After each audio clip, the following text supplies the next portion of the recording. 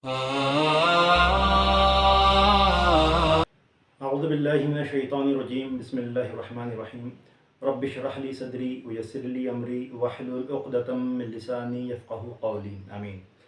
आप तमाम का हमारे यूट्यूब चैनल एडवोकेट अमीद एकेडी के फाउंडेशन में तहे दिल से इस्लामी तरीके से इस्तक़बाल है। अस्सलामु अलैकुम वरहमतुल्लाहि वबरकातुहू, जिसके मीनिंग है आप तमाम पर अल्लाह की बेशुमार रहमतें बरकत सलामती हो। इंसान की फ़ितरत होती है कि जब कभी भी उसको किसी भी किस्म का किसी भी तरह का कोई अवार्ड या फिर कोई ट्रॉफ़ी मिलती है तो उसको बेइंतहा खुशी होती है। आप मेरे पीछे भी देख सकते हैं कि हम लोगों के यहाँ पर कुछ आपको ट्रॉफ़ीज़ कुछ आपको ट्रॉफ़ीज़ आपको रखी हुई दिख रही हैं। तो ये ट्रॉफ़ी जब हम लोगों को मिली थी तो वाक़ई में हम लोगों को बेइंतहा खुशी हुई थी। तो आप लोग इस चीज़ से अंदाज़ा लगा सकते हैं कि कभी किसी शख्स को, किसी भी कंट्री के रहने वाले किसी भी इंसान को उस कंट्री का सबसे हाईएस्ट अवार्ड कभी दिया जाए गवर्नमेंट के ज़रिए, तो उसकी खुशी की इंतहा, उसकी खुशी का लेवल क्या होगा। तो आज हम लोग जिस टॉपिक पर बात करने वाले हैं वो है इंडिया के सबसे हाईएस्ट अवार्ड्स। आप लोगों ने अक्सर सुना होगा कि भारत रत्न और पद्म अवार्ड्स का आप लोगों ने नाम सुना होगा। तो आज का हम लोगों का जो टॉपिक है वो इसी पर डिपेंड है कि हम लोग आज आप लोगों को इंशाअल्लाह पद्म अवार्ड्स और भारत रत्न इसकी तफसीलात हम आप लोगों को बताएंगे इंशाअल्लाह। अगर आप लोग देखें, अगर आप लोग स्टडी कभी करें तो आप लोगों को पता चलेगा कि हर कंट्री में उस कंट्री का कुछ ना कुछ हाईएस्ट अवार्ड रहता है जो उस कंट्री के सिटीजन्स, उस कंट्री में रहने वाले लोगों को दिया जाता है जब कभी भी वो मुख्तलिफ़ किस्म की डिफरेंट फील्ड्स में कोई एक्स्ट्रा ऑर्डिनरी वर्क करते हैं। इसी तरह कभी आप इंडिया के बारे में बात करें तो इंडिया के में जब कभी भी कोई भी इंडियन सिटीज़न या फिर कोई वो एनआरआई भी हो सकता है या फिर फॉरेनर भी हो सकता है, जब कभी भी वो कोई भी एक्स्ट्रा ऑर्डिनरी काम करे तो इंडियन गवर्नमेंट उसको उस काम के लिए दो दो अवार्ड देती है, जिसमें से एक का नाम है भारत रत्न और एक अवार्ड का नाम है पद्म अवार्ड्स। तो आज हम लोग भारत रत्न और पद्म अवार्ड इसी के बारे में हम लोग डिटेल में तफसील में इंशाल्लाह हम लोग बात करेंगे। बात आगे बढ़ाने से पहले मैं आप लोगों को कह दूं कि ये टॉपिक इतना अहम टॉपिक है कि जो स्टूडेंट्स स्पेशली यूपीएससी या फिर एमपीएससी या फिर किसी भी तरह के गवर्नमेंट एग्जाम्स की तैयारी कभी कर रहे होंगे तो उनको ये टॉपिक ज़रूर सुनना चाहिए। उनके लिए टॉपिक ज़रूर इंशाल्लाह बहुत काम में आएगा। और आप में से कभी किसी को इस टॉपिक की डिटेल नॉलेज की भी चाहिए तो इस वीडियो के ज़रिए आपको तो मिल ही जाएगी, लेकिन आपको कभी इसके नोट्स की भी चाहिए तो आप लोग कमेंट सेक्शन में मुझे बताएं, क्योंकि मैंने इसके जो नोट्स जो बनाए हैं, जो इसका मैंने फॉर्मेट बनाया है वो इंशाल्लाह आप लोगों को बहुत डिटेल में आप लोगों को मालूमात देगा इंशाल्लाह। तो आप लोग पर्सनली इसमें कमेंट सेक्शन में आप लोग इसमें रिक्वेस्ट मुझसे मतलब आप लोग कर सकते हैं। इंशाल्लाह मैं आप लोगों को इसकी PDF कॉपी या सॉफ्ट कॉपी इंशाल्लाह मेल के ज़रिए या व्हाट्सएप पर मैं इंशाल्लाह आप लोगों को दूंगा। बहरहाल, तो हम लोग बात करते हैं आज के टॉपिक पर। जैसे मैंने आपको कहा कि आज का हम लोगों का टॉपिक है भारत रत्न और पद्म अवार्ड, तो इसके बारे में हम लोग तफसील से बात करेंगे। सबसे पहला हमारा जो इसमें जो टॉपिक है वो है हमारा हिस्ट्री एंड रिलीवेंस के पद्म अवार्ड्स और भारत रत्न इसकी शुरुआत हुई कैसे। और कभी आप स्टडी कभी करें, हिस्ट्री की कभी आप स्टडी कभी करें तो आप लोगों को पता चलेगा कि इंडिपेंडेंस के इंडिया जब आज़ाद हुआ था उसके अप्रॉक्सीमेटली 7 ईयर्स बाद 1954 में इंडियन गवर्नमेंट ने 2 अवार्ड्स देने की शुरुआत की थी, 2 अवार्ड देने की शुरुआत की थी, जिसमें से एक का नाम था भारत रत्न और दूसरे का नाम था पद्म विभूषण अवार्ड। ओके, एक का नाम था भारत रत्न और दूसरे का नाम था पद्म विभूषण अवार्ड। और ये शुरुआत जैसे मैंने आपको कहा कि 1954 में की थी। भारत रत्न एक अवार्ड था और दूसरा अवार्ड था पद्म विभूषण।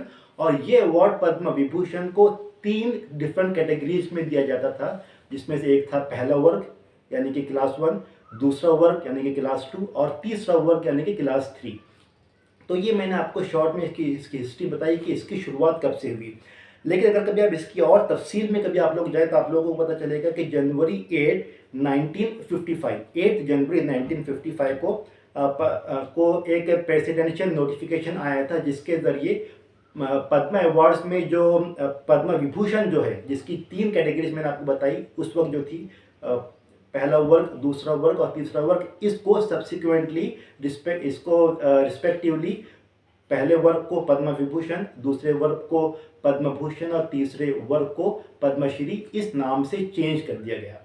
तो इससे ये बात वाضح होती है करके 1955 8 जनवरी को पद्म विभूषण के में जो पहला वर्ग, दूसरा वर्ग और तीसरा वर्ग था उसको चेंज करके पद्म विभूषण, पद्म भूषण और पद्मश्री के नाम से उसको कहा जाने लगा। तो इससे ये बात आप लोगों को क्लियर होगी कि इंडिया के हाईएस्ट जो अवार्ड्स हैं वो 4 हैं। पहला है भारत रत्न जो कि सबसे हाईएस्ट अवार्ड है। सेकंड नंबर पे आता है पद्म विभूषण, थर्ड नंबर पे आता है पद्म भूषण और फोर्थ नंबर पे आता है पद्मश्री। तो ये 4 अवार्ड्स के बारे में आप लोगों को मैं इंशाल्लाह इंपॉर्टेंट बात आप लोगों को इंपॉर्टेंट जो इसके पॉइंट्स हैं मैं आप लोगों के सामने आज डिस्कस करने वाला हूँ। बात आगे बढ़ाने से पहले हम लोग इस टॉपिक पर डिस्कशन करेंगे कि इसका नॉमिनेशन प्रोसेस किस तरह से होता है। अभी हमने जो आप लोगों को तफसील बताई वो थी इसकी हिस्ट्री के ताल्लुक से। अब हम लोग बात करेंगे इसका नॉमिनेशन प्रोसेस किस तरह से होता है। देखिए ये बात आप लोग ध्यान में रखें कि कोई भी इंडियन सिटीजन या फिर एनआरआई या फिर फॉरेनर अपने आप को खुद को या फिर किसी भी ऑर्गेनाइजेशन का नॉमिनेशन इन अवार्ड्स के लिए कर सकता है। ओके, और इसका नॉमिनेशन प्रोसेस के लिए एक स्पेशल कमेटी बनाई जाती है जिसको कहा जाता है पद्म अवार्ड्स कमेटी। और ये कमेटी जो बनाई जाती है ये प्राइम मिनिस्टर के जरिए बनाई जाती है और हर साल ये कमेटी बनाई जाती है। इस कमेटी की रिस्पॉन्सिबिलिटी रहती है कि पद्म अवार्ड्स के लिए जो एप्लीकेशन आ रही है उसको जो कुछ भी नॉमिनेशंस आ रहे हैं उसकी स्टडी करे और इसके बाद हम लोग और भी आगे देखेंगे इंशाल्लाह उसकी स्टडी करें और फिर प्रॉपर कैंडिडेट को सॉर्ट आउट करके इन डिफरेंट 4 कैटेगरीज में डिस्ट्रीब्यूट करें। बहरहाल तो जैसे मैंने आपको कहा कि इसमें इंडिविजुअल भी अपना नॉमिनेशन कर सकता है या फिर कोई ऑर्गेनाइजेशन भी इसमें अपना नॉमिनेशन कर सकती है। तो हर साल मार्च और अप्रैल के मंथ में ये अवार्ड्स दिए जाते हैं। हर साल मार्च और अप्रैल के मंथ में ये अवार्ड्स यानी कि ये जो आपको अवार्ड के बारे में मैंने कहा ये अवार्ड्स दिए जाते हैं। और इसका नॉमिनेशन प्रोसेस स्टार्ट होता है हर साल मई 1 और सितंबर 15 के बीच में। तो अगर कभी आप में से कोई ये फील करता है कि वो इन अवार्ड्स के लिए एलिजिबल है तो आप लोग अभी अप्लाई कर सकते हैं। आप ऑनलाइन जाएं, पद्म अवार्ड्स की जो वेबसाइट है उसके पर आप लोग जाएं, उसमें नॉमिनेशन प्रोसेस अभी चालू है। तो आप लोग अपने लिए या फिर किसी ऑर्गेनाइजेशन के लिए आप लोग नॉमिनेशन कर सकते हैं। जब आप लोग नॉमिनेशन फॉर्म फिलअप करते हैं तो उस वक्त आपको वहाँ पर 800 वर्ड्स में 800 वर्ड्स में एक ऐसे लिख के देना पड़ता है, लिख के आपको ऑनलाइन आपको सबमिट करना पड़ता है और आपको इसमें तफसील बताना पड़ती है कि आप लोग अपने आप को इंडिविजुअल या फिर किसी ऑर्गेनाइजेशन को इसका एलिजिबल क्यों समझते हैं। और ये जो अवार्ड्स है ये अवार्ड्स का अनाउंसमेंट कि कौन लोग सेलेक्ट हुए इसका अनाउंसमेंट हर साल 26 जनवरी को किया जाता है। हर साल 26 जनवरी को इसका अनाउंसमेंट किया जाता है। सो ये थी इसकी तफसीलात, इसकी हिस्ट्री और इसके नॉमिनेशन प्रोसेस के ताल्लुक से मैंने आप लोगों को बताया। अब हम लोग स्टेप बाय स्टेप डिफरेंट जो अवार्ड्स है इनके बारे में हम लोग स्टडी करेंगे इंशाल्लाह। मैं आपको उसकी तफसील इंशाल्लाह बताऊँगा। पहला अवार्ड जो कि इंडिया का हाईएस्ट अवार्ड है, जो कि भारत का सबसे हाईएस्ट अवार्ड है, उसका नाम है भारत रत्न। और जैसे मैंने आपको कहा कि इसकी शुरुआत ही 1954 में हुई थी पद्म विभूषण के साथ में। तो भारत का सबसे हाईएस्ट अवार्ड है भारत रत्न, फर्स्ट नंबर का। ओके, इसका रिकमेंडेशन दिया जाता है सिर्फ और सिर्फ प्राइम मिनिस्टर के जरिए प्रेसिडेंट ऑफ इंडिया को। इंडिविजुअल या फिर कोई भी ऑर्गेनाइजेशन खुद से अपने आप को भारत रत्न के लिए नॉमिनेट नहीं कर सकते हैं।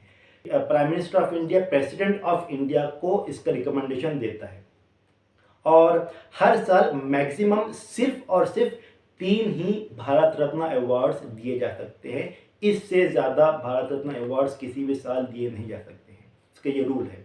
अब तक के कभी आप हिस्ट्री कभी देखें तो आप लोगों को ये बात समझ में आएगी कि 1954 से लेके अब तक के सिर्फ और सिर्फ 45 भारत रत्न अवार्ड्स दिए जा चुके हैं। अब नेक्स्ट टॉपिक है भारत रत्न अवार्ड में कि what does the Bharat Ratna awardee receive, कि भारत रत्न जिस किसी को भी मिलता है तो उसको क्या चीज़ दी जाती है। सबसे पहली बात कि आप भारत रत्न की बात करो या फिर आप पद्म अवार्ड्स की बात करो, पद्म अवार्ड की भी हम लोग उस पर को डिस्कस करेंगे कि भारत रत्न अवार्डी को एक मेडल दिया जाता है और एक सनद यानी कि एक सर्टिफिकेट दी जाती है।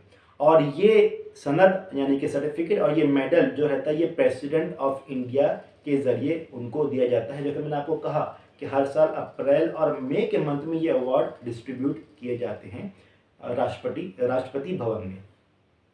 ये जो मेडल जो होता है ये मेडल होता है टोन्ड ब्रॉन्ज का और ये जो बनाया जाता है ये इंडिया गवर्नमेंट मिंट जो कि कोलकाता में है, यहाँ इसको बनाया जाता है। 2014 की जो स्टडी थी, जो रिपोर्ट थी, उसके हिसाब से भारत रत्न का मेडल की कॉस्ट है, इंक्लूडिंग द बॉक्स, उसकी कॉस्ट है 2,57,732 इंडियन रुपीज़।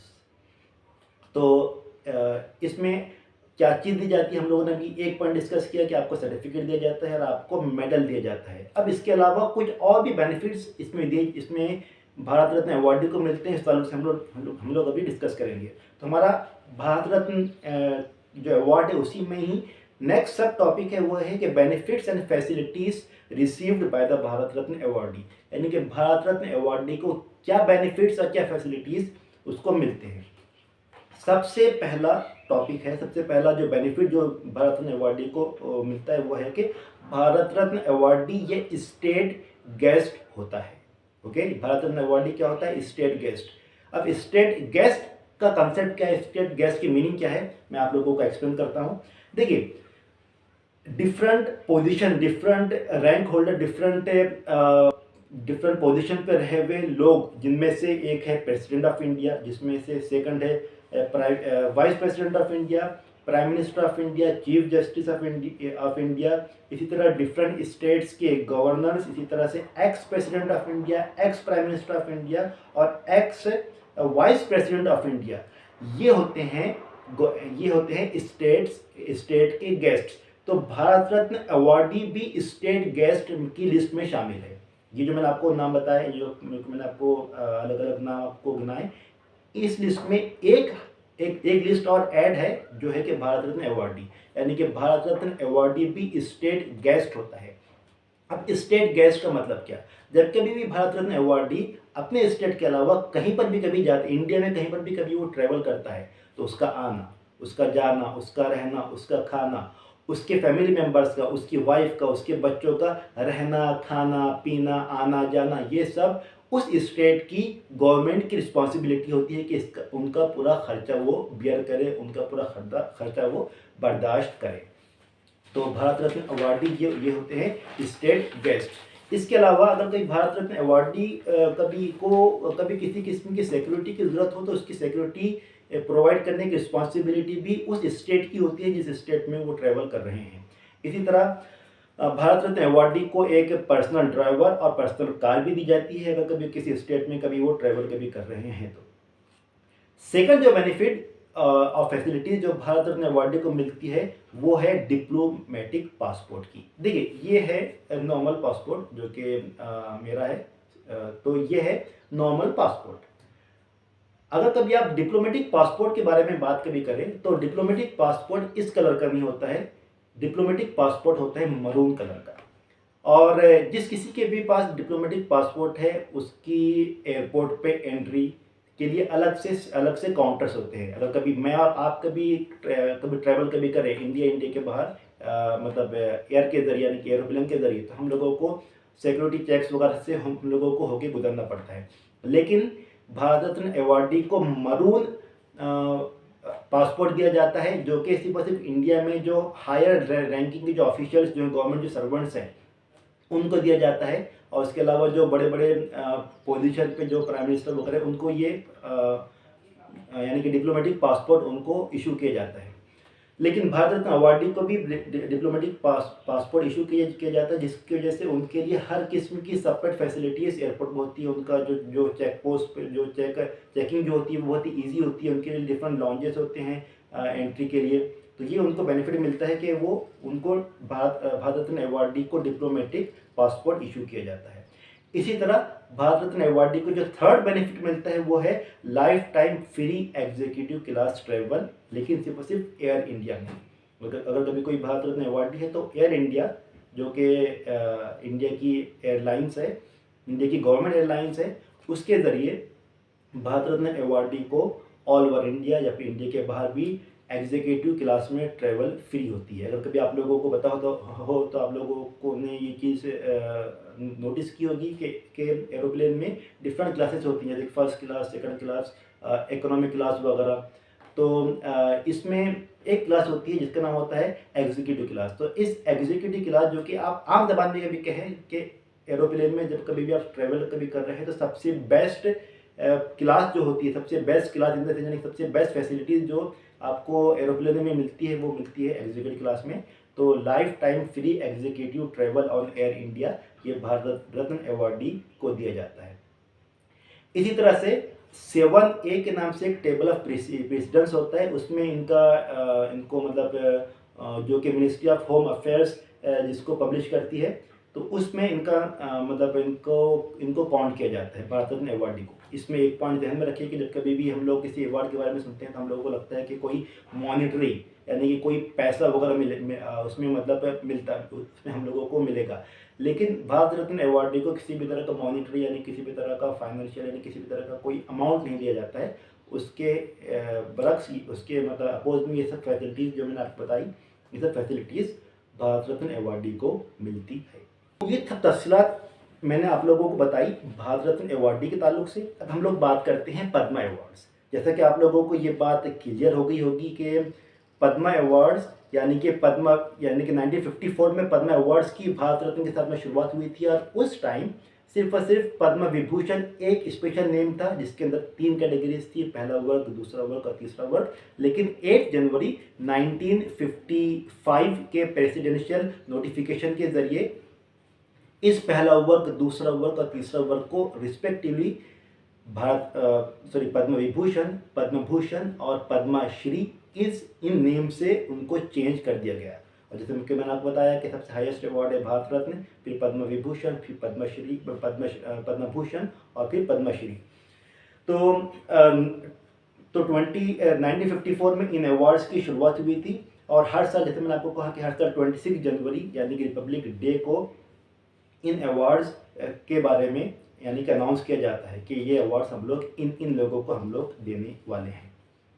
लेकिन अगर कभी आप हिस्टोरिकल कभी देखें तो बीच में इंडिपेंडेंस से लेकर अब तक के कुछ ईयर्स ऐसे गुजरे हैं कि जब ये अवार्ड्स डिस्ट्रीब्यूट नहीं किए गए थे, जिसमें से एक है 1978, इस ईयर में ये पद्म अवार्ड्स नहीं दिए गए थे। इसी तरह 1979 और इसी तरह से 1993 से 1997 के बीच में भी के ड्यूरेशन में भी पद्मा अवार्ड्स नहीं दिए गए थे। उसके पीछे कुछ इश्यूज़ थे, वो इश्यूज़ की तफसील कभी मैं इस वीडियो में बताऊंगा तो वीडियो काफ़ी बड़ा हो जाएगा, आप लोग इतनी रिसर्च पर्सनली अपने खुद कर लें। बहरहाल, तो जैसा कि आप लोगों को बताया गया है कि 1954 में पद्मा विभूषण अवार्डी की शुरुआत की गई थी, और 1954 में सबसे पहले जो ये अवार्ड डिस्ट्रीब्यूट किए गए थे उनमें से थे पहले साइंटिस्ट सत्येंद्र नाथ बोस, इसी तरह से आर्टिस्ट नंदलाल बोस, इसी तरह से educationist and politician Zakir Hussain साहब, इसी तरह से सोशल वर्कर और पॉलिटिशियन बाला साहब गंगाधर खेर साहब। ये 4 लोगों को पद्म विभूषण अवार्ड 1954 में दिए गए थे। और इसी तरह 5th हैं जो कि डिप्लोमेट थे और एकेडमिक्स भी थे, जो कि इनका नाम था वीके कृष्णा मेनन। अगर कभी आप और स्टडी कभी करें आप लोगों को ये बात पता चलेगा कि पहले जो non Indian Padma Vibhushan awardee थे वो थे भूटानीज किंग, भूटान जो कि कंट्री है उसके किंग जिनका नाम था डिग्मे दोरजी वांगचुक। इनको भी 1954 में ये अवार्ड दिया गया था। तो ये कैटेगरी मैंने आप लोगों को बताई। अब जैसे कि इसमें 3 अवार्ड्स है, पद्म विभूषण, पद्म भूषण, पद्मश्री। तो टॉप मोस्ट है पद्म विभूषण। अगर कभी आप बहुत ही बेस्ट वर्क करते हैं तो आपको, एक बिल्कुल सिंपल लैंग्वेज में आपको बता रहा हूँ, बहुत ही बेस्ट वर्क कभी करते हैं तो आपको पद्म विभूषण दिया जाता है। उसके अलावा थोड़ा लो लेवल का वर्क कभी करते हैं आप, ऑब्वियसली वो भी बहुत ही बेस्ट वर्क है, तो पद्म भूषण दिया जाता है, और फिर 3rd पद्मश्री अवार्ड आप लोगों को दिया जाता है। अब किन किन फील्ड्स में ये अवार्ड दिए जाते हैं, कौन कौन से फील्ड्स में ये अवार्ड दिए जाते हैं, उसकी तफसील से एक्सप्लेनेशन तो यहाँ पॉसिबल नहीं है। सिर्फ मैं आपको उन फील्ड के नाम बताऊंगा, art, social work, science, public affairs, science के साथ में engineering, trade and industry, medicine, literature and education, civil services, sports, ये मेन कैटेगरीज हैं। और इसके अलावा भी कुछ और कैटेगरीज गवर्नमेंट एज पर देयर ओन अंडरस्टैंडिंग कुछ और कैटेगरीज में भी गवर्नमेंट अवार्ड दे सकती है। अब रही बात क्या ये अवार्ड किसी ऐसे इंसान को दिया जा सकता है जिसकी डेथ हो गई है, जिसको कहते हैं, क्या ये अवार्ड पोस्ट थॉमसली दिया जा सकता है? जी हाँ, पद्मा अवार्ड्स और भारत रत्न ये दोनों ही अवार्ड्स पोस्टथॉमसली दिए जा सकते हैं। यानी किसी की डेथ हो गई, किसी का इंतकाल हो गया है, किसी का निधन कभी हो गया है, तो उनकी डेथ के बाद में भी ये अवार्ड्स दिए जा सकते हैं, जिसको कहते हैं हम लोग पोस्टथॉमसली अवार्ड्स दिए जाते हैं। और कभी आप लोग स्टडी कभी करें तो आप लोग पता चलेगा कि मौलाना वहीदुद्दीन खान, इनको भी पोस्ट थॉमस पद्म अवार्ड दिया गया। इसी तरह से मुलायम सिंह यादव, इनको भी पोस्ट थॉमस पद्म अवार्ड दिया गया रिसेंटली यानी कि इसी साल उनको अवार्ड दिया गया 2023 में। इसी तरह से दिलीप महालना 20, इनको भी 2023 में पोस्ट थॉमसली पद्म अवार्ड दिया गया। इसी के साथ नरेंद्र चंद्र देवबर्मा, इनको भी 2023 में पोस्ट थॉमसली पद्म अवार्ड दिया गया। तो किसी की डेथ के बाद में भी आप पोस्ट थॉमसली पद्म अवार्ड्स आप लोग दे सकते हैं। अब नेक्स्ट पॉइंट इसमें कि कभी किसी को, फॉर एग्जांपल किसी को पद्मश्री अवार्ड कभी मिला, जो कि 4th नंबर का हाईएस्ट सिविलियन अवार्ड है रिपब्लिक ऑफ इंडिया का, तो क्या उनको पद्म भूषण या फिर पद्म विभूषण या फिर भारत रत्न अवार्ड दिया जा सकता है? जी हाँ, ऐसे शख्स जिसको पद्मश्री अवार्ड दिया गया उसको पद्म विभूषण या फिर पद्म भूषण या फिर भारत रत्न अवार्ड में दिया जा सकता है। यानी कि चारों अवार्ड में से लो लेवल का जो अवार्ड है, उस अवार्ड को हाईएस्ट अवार्ड्स दिए जा सकते हैं। लेकिन इसके पीछे एक रूल है। वो रूल ये है कि मिनिमम 5 इयर्स का आपको पीरियड के बाद में आप ये अवार्ड दे सकते हैं। इसी के साथ में इसमें एक एक्सेप्शन ये भी है कि अगर कभी किसी ने वाकई में बहुत ही एक्स्ट्रा ऑर्डिनरी वर्क कभी किया है, तो गवर्नमेंट कंसिडर कर सकती है कि आपने वाकई में एक्स्ट्रा ऑर्डिनरी वर्क किया है, तो हम आपका 5 साल का जो पीरियड है उतना वेट ना करते हुए आपको पहले भी अवार्ड देते हैं। आपको भी पहले पे अवार्ड हम लोग देंगे। यानी कि 5 साल तो रूल है, लेकिन कभी किसी ने एक्सेप्शनली एक्स्ट्रा ऑर्डिनरी वर्क कभी किया है तो हायर अवार्ड दिया जा सकता है। अब ये चीज़ के कितने पद्म अवार्ड्स हर साल दिए जा सकते हैं? हर साल 120 मीन्स 120 पद्म अवार्ड्स दिए जा सकते हैं। इससे ज़्यादा अवार्ड्स नहीं दिए जा सकते हैं। 120 से एक्सीड नहीं किया जा सकता है। लेकिन इस 120 में पोस्ट थॉमस अवार्ड्स और जो फॉरेनर्स और एनआरआईज को जो अवार्ड दिए जाते हैं वो इसमें काउंटेड नहीं है। पोस्ट थॉमस, फॉरेनर्स और एनआरआईज और ओसीआईज के नाम से एक कंसेप्ट है, आप स्टडी कर लें। तो ये कैटेगरीज को छोड़कर 120 अवार्ड्स दिए जाते हैं। यानी कि जो लोग पोस्ट थॉमसली यानी कि जो जिनकी डेथ हो गई है वो ये 120 में काउंट नहीं होते। इसी तरह से एनआरआईज, फॉरेनर्स और ओसीआई इन कैटेगरीज इन 120 अवार्ड्स में काउंट नहीं होते। तो जैसे कि आपको ये बात क्लियर होगी कि 120 पद्म अवार्ड दिए जा सकते हैं पोस्ट थॉमसली और फॉरेनर्स, एनआरआईज और ओसीआईज को छोड़कर। इसी तरह से 3 भारत रत्न अवार्ड्स दिए जा सकते हैं। अब नेक्स्ट टॉपिक है पद्म अवार्ड के ताल्लुक से, what do the Padma awardee get. पहली बात जिस तरह से भारत रत्न अवार्ड में थी कि भी किसी तरह का मॉनेटरी बेनिफिट, किसी तरह का पैसे या किसी तरह का मनी वगैरह इस अवार्ड में नहीं दिया जाता है। पद्म अवार्ड्स में जिस तरह से भारत रत्न में था कि आपको एक मेडल दिया जाता है और आपको एक सनद यानी कि सर्टिफिकेट आपको दी जाती है, सेम चीज़ पद्म अवार्ड्स में भी है। इसमें भी आपको सर्टिफिकेट यानी कि सनद और आपको मेडल दिया जाता है, जो कि प्रेसिडेंट ऑफ इंडिया के जरिए आपको दिया जाता है। यानी और इस पर साइन भी प्रेसिडेंट ऑफ इंडिया की ही होती है। इसी तरह से पद्मा अवार्डी को पद्मा अवार्ड्स का रेप्लिका भी दिया जाता है, जिसको वो स्टेट फंक्शंस या फिर स्टेट सेरेमनीज में एक मतलब मेडल के तौर पे पहन के वो आ सकते हैं।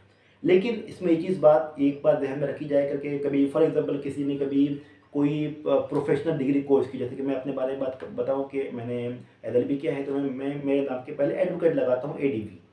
कभी किसी ने डॉक्टरी कभी की है तो अपने नाम के पहले डीआर लगाता है, यानी कि डॉक्टर। ओके, तो पद्म अवार्डी अपने नाम के पहले या नाम के बाद में ये लगा नहीं सकते हैं करके इसका कोई एब्रीविएशन या फिर कोई शॉर्ट फॉर्म इस तरह से वो लगा नहीं सकते, यानी कि सफिक्स और प्रीफिक्स वो लगा नहीं सकते। तो ये चीज़ भी ध्यान में रखें आप लोग। अब एक और पॉइंट पद्म अवार्ड्स में कि can the Padma awards be refused, क्या पद्म अवार्ड कोई शख्स पद्म अवार्ड लेने से इनकार कर सकता है? अगर कभी हम लोग सोचे अपने नॉर्मल माइंड के हिसाब से, तो हम लोग सोचेंगे कि इतना हाईएस्ट अवार्ड किसी को मिल रहा है, मिल रहा है, तो क्या वो इतना हाईएस्ट अवार्ड लेने से इनकार करेगा? जी हाँ, कुछ इंसिडेंसेस ऐसे गुजरे हैं, कुछ केसेस ऐसे गुजरे जिसमें पद्म अवार्डी ने अपना अवार्ड लेने से इनकार कर दिया। तो हमारा टॉपिक है can the Padma awards be refuse? Yes, Padma awards can be refuse by the one जिनको नॉमिनेट किया गया था और जिनका सिलेक्शन हुआ था। अब इसका प्रोसेस ये है कि पद्मा अवार्ड की फाइनलिस्ट बनाने से पहले MHA यानी कि मिनिस्ट्री ऑफ होम अफेयर्स से उस पर्सन को कॉल आता है कि भाई आपका सिलेक्शन, आपका नॉमिनेशन सक्सेसफुली पास आउट हुआ है पद्मा अवार्ड्स के लिए, और उनसे ही पूछा जाता है कि क्या आप ये अवार्ड लेना चाहते हैं। अगर कभी वो शख्स उस वक्त इस अवार्ड को लेने से इनकार कर दे तो बगैर किसी बगैर किसी बहस के, बगैर किसी आर्ग्यूमेंट के उनका नाम फाइनल लिस्ट में से निकाल दिया जाता है। अब हिस्टोरिकली कभी हम लोग देखें तो बहुत सारे ऐसे केसेस हम लोगों के सामने हैं कि जिसमें कुछ लोगों ने पद्मा अवार्ड्स लेने से इनकार कर दिया, जिसमें से नंबर 1 है मौलाना अबुल कलाम आज़ाद, जो कि एक बहुत ही ग्रेट, बहुत ही बड़े फ्रीडम फाइटर भी थे और उनकी एक तफसीर भी लिखी हुई कुरान की। तो इनको जब यानी कि इन अवार्ड के लिए जब उनको नॉमिनेट किया गया तो उन्होंने ये अवार्ड लेने से इनकार कर दिया। लेकिन उनके इंतकाल के बाद में, उनकी डेथ के बाद में पोस्ट थॉमसली उनको 1992 में भारत रत्न का अवार्ड दिया गया। इसी तरह से सुभाष चंद्र बोस, जो कि ये भी एक फ्रीडम फाइटर थे और आज़ाद हिंद फौज जो उन्होंने बनाई थी अंग्रेज़ों के खिलाफ लड़ने के लिए, तो इस आज़ाद हिंद फौज के वो बानी थे यानी कि उसके फाउंडर थे। तो इन्होंने जब इनकी डेथ के बाद में इनको भी पद्मा अवार्ड से पोस्ट थॉमसली भारत रत्न अवार्ड इनको देने के ये गवर्नमेंट ने 1992 में इनकी फैमिली से कांटेक्ट किया था, लेकिन इनकी फैमिली ने भारत रत्न देने से 1992 में इनकार कर दिया था, ये कहते हुए कि आपको यानी गवर्नमेंट को इतने ग्रेट इंसान, इतने ग्रेट फ्रीडम फाइटर और इतने ग्रेट पर्सन को इस अवार्ड से के लिए चूज़ करने के लिए बहुत लंबा टाइम लग गया। यानी कि उनका ये कहना था, उनकी फैमिली का ये कहना था कि आप लोगों ने बहुत टाइम लगा दिया, आप लोगों को बहुत पहले 1992 से बहुत पहले सुभाष चंद्र बोस को पद्मा अवार्ड दे देना चाहिए था। तो ये आर्गूमेंट के तहत उन्होंने पद्मा अवार्ड, उनकी फैमिली ने पद्मा अवार्ड देने से 1992 में इनकार कर दिया। इसी तरह से रोमिला थापा, जो कि एक बहुत बड़े हिस्टोरियन हैं, इन्होंने भी 2 बार पद्म भूषण अवार्ड लेने से इनकार कर दिया था, एक बार 1992 में और एक बार 2005 में। तो ये 2 टाइम्स इन्होंने पद्मा भूषण अवार्ड लेने से इनकार कर दिया था। इसी तरह से स्वामी रंगनाथानंदा, इन्होंने भी 2002 में पद्म अवार्ड्स लेने से इनकार कर दिया था। उनका ये कहना था करके आप मुझे इंडिविजुअल को ये अवार्ड ना दें, बल्कि मेरा जो मिशन, उनका जो रामाकृष्ण मिशन है उसको ये अवार्ड दें, उनके जो इंस्टीट्यूशन है रामाकृष्ण मिशन उसको ये अवार्ड दे। तो ये आर्ग्यूमेंट रखते हुए उन्होंने पद्म अवार्ड लेने से इनकार कर दिया था 2002 में। इसी तरह से रिसेंट एक एग्जांपल आप लोगों को मिलेगी कि पंजाब के जो यानी कि एक्स चीफ मिनिस्टर थे जिनका नाम है प्रकाश सिंह बादल, इनको 2015 में पद्मा विभूषण, जो कि 2nd नंबर का हाईएस्ट अवार्ड है रिपब्लिक ऑफ इंडिया का, इनको ये अवार्ड दिया गया था। लेकिन इन्होंने दिसंबर 2022 में अपना ये पद्मा विभूषण अवार्ड गवर्नमेंट को वापस कर दिया। वापस क्यों किया? आप लोगों को पता हुआ कि फार्मर्स बिल 2020 या 2021 में फार्मर्स प्रोटेस्ट कर रहे थे, जो बिल गवर्नमेंट ऑफ इंडिया लेकर आई थी फार्मर्स बिल के नाम से, तो उसके का प्रोटेस्ट कर रहे थे। तो उनके सपोर्ट में प्रकाश सिंह बादल, जो कि पंजाब के एक्स चीफ मिनिस्टर रह चुके हैं, इन्होंने ये अवार्ड लेने से ये अवार्ड वापस कर दिया था, इनकार नहीं किया था, वापस कर दिया। यानी कि इनको मिल तो गया था, लेकिन 2015 में इनको मिल तो गया था, लेकिन उन्होंने 2020 में, दिसंबर 2020 में फार्मर्स के सपोर्ट में अपना ये अवार्ड वापस कर दिया, ये कहते हुए कि मैं आज जो कुछ भी हूँ इन फार्मर्स की वजह से ही। अब नेक्स्ट पॉइंट आता है कि एनलमेंट यानी कि cancellation of the Padma awards. क्या पद्मा अवार्ड्स देने के बाद में गवर्नमेंट इन अवार्ड्स को कैंसिल कर सकती है?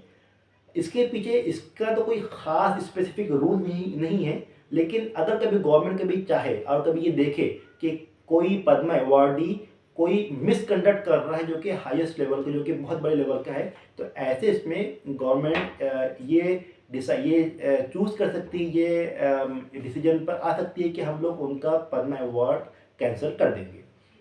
रिसेंटली इन द सेंस जब आप लोगों को पता हो कि सुशील कुमार, जो कि एक रेसलर है, जिनको 2008 में बीजिंग गेम्स में ब्रॉन्ज मेडल मिला था, 2012 में उनको सिल्वर मेडल मिला था, तो इनको 2011 में पद्म श्री अवार्ड से इनको नवाजा गया था, इनको यानी दिया गया था। तो जब इनके खिलाफ में चार्जेस जब लगे कि मर्डर के, एब्डक्शन के और क्रिमिनल कॉन्स्पिरेसी के, उनके फेलो रेसलर जिनका नाम था सागर धनकर, इनकी डेथ में इनका यानी कि मर्डर हो गया था। और ऐसा चार्जेस इनके ऊपर लगे थे सुशील कुमार पर के सागर धनकर का मर्डर सुशील कुमार ने किया है। तो उस वक्त ये इशू बहुत ज़्यादा यानी कि न्यूज़ इसमें था कि सुशील कुमार का जो अवार्ड है पद्मश्री, इसको कैंसिल करना चाहिए या फिर नहीं करना चाहिए। उस वक्त ये इशू बहुत ज़्यादा बड़ा था, बहुत ज़्यादा न्यूज़ में आया था। अब देखिए फाइनल पॉइंट, लास्ट पॉइंट हम लोग डिस्कशन करेंगे कि हु डिसाइड्स, कौन तय करता है कि ये अवार्ड्स ये अवार्ड दिए जाएंगे। तो देखिए जितने भी नॉमिनेशंस जो रहते हैं वो पद्मा अवार्ड जितने भी नॉमिनेशन जो रहते हैं वो पद्मा अवार्ड्स कमेटी को हम लोग मतलब उसके लिए पद्मा अवार्ड्स कमेटी बनाई जाती है। और ये पद्मा अवार्ड्स कमेटी जिसमें जिसको प्राइम मिनिस्टर हर साल इसको माने कि इसको कॉन्स्टिट्यूट करते हैं, इसको बनाते हैं। और इस कमेटी में cabinet secretary, home secretary, secretary to the president और इसी तरह से 4 से 6 एमिनेंट पर्सन्स शामिल होते हैं इस पद्मा अवार्ड्स कमेटी में। तो ये पद्मा अवार्ड्स कमेटी के पास में जो भी रिकमेंडेशंस आते हैं, नॉमिनेशंस के जो भी रिकमेंडेशंस आते हैं, वो ये रिकमेंडेशन को प्राइम मिनिस्टर ऑफ इंडिया और इसी तरह से प्रेसिडेंट ऑफ इंडिया को फॉरवर्ड करती है फाइनल अप्रूवल के लिए। तो ये तफसीलात आप लोगों को हमने पद्मा अवार्ड्स और भारत रत्न के बारे में बताई। उम्मीद है कि ये आप लोगों के लिए बहुत ज़्यादा फ़ायदेमंद हुआ होगा। अगर आप लोगों को ये वीडियो पसंद आए तो आप लोग हमारे चैनल को सब्सक्राइब करें और इस वीडियो को शेयर करें। और स्पेशली फिर रिपीट करूँगा, जो लोग यूपीएससी एस्पिरेंट्स या फिर किसी भी तरह के गवर्नमेंट एग्जाम्स की तैयारी कर रहे हैं, वो कभी हमारे इस टॉपिक पर नोट्स के भी चाहते हैं जो कि ऑलरेडी फ्रेम्ड है, तो हम लोग आपको इसकी सॉफ्ट कॉपी या तो मेल करेंगे फिर व्हाट्सएप करेंगे, कमेंट सेक्शन में आप लोग लिख के बता सकते हैं। बहरहाल अल्लाह से दुआ है कि अल्लाह पूरी इंसानियत को, पूरी मुसलमानों को, पूरे हर धर्म के मानने वालों को, हम तमाम को इस वतन अजीज़, इस बिलव्ड कंट्री इंडिया में, इस बिलव्ड कंट्री भारत में मोहब्बत से, भाईचारगी से रहने वाला बनाएं और इंडिया की तरक्की में, इंडिया को ऊंचे मुकाम पर लेके जाने में अल्लाह हमसे, मुझसे और हम तमाम से एक बेहतरीन खिदमत इस कंट्री इंडिया के लिए ले। आमीन। And may Allah bless everyone with the goodness of both the worlds. आमीन। अस्सलामु अलैकुम व रहमतुल्लाहि व बरकातुहू।